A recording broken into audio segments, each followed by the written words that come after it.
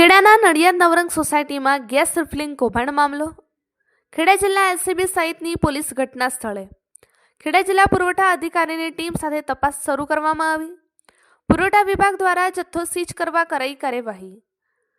સીઝિંગ બાદ એલસીબી પણ નોંધશે ગુનો. રેડથી અજાણ સ્થાનિક ગ્રાહકો પણ પહોંચ્યા ગેસ રિફિલિંગ માટે.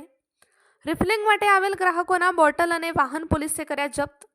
70થી વધુ બોટલો અત્યાર સુધી જપ્ત કરાઈ. નવરંગ સોસાયટીના 25 મકાનમાં ચાલતું હતું કૌભાંડ. ગિરીશ પટેલ નામનો યુવક ચલાવતો હતો કૌભાંડ. ગેસનો બાટલો ક્યાંથી લાવ્યા, કોના નામે હતા તે અંગે પણ તપાસ હાથ ધરી છે.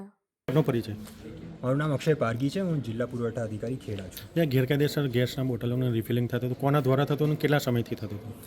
જી, આપણે આ જે તપાસ કરી છે એમાં જે માલિક છે કિરીટભાઈ પટેલ નામ છે એમનું.